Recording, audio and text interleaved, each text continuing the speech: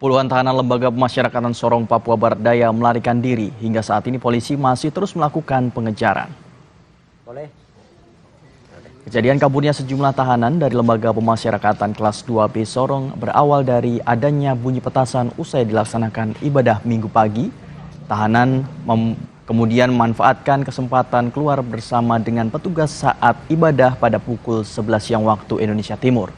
Ketika petugas melakukan pengecekan, puluhan tahanan tersebut sudah melarikan diri.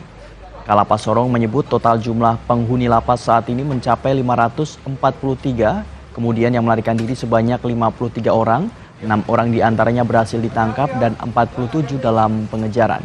Tahanan yang melarikan diri ini terlibat tindak kriminal seperti narkoba dan kriminal umum.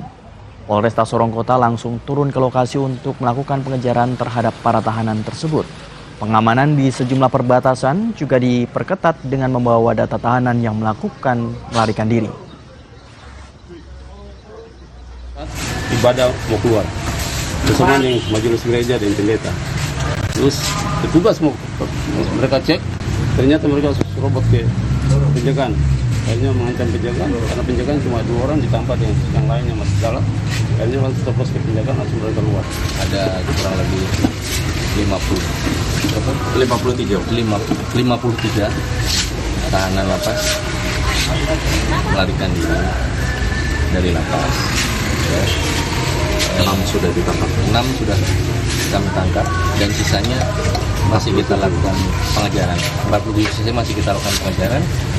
Kita masih koordinasi dengan Polres Jajaran, Aimas dan Tambrau, Maibrat dengan Sorong Selatan.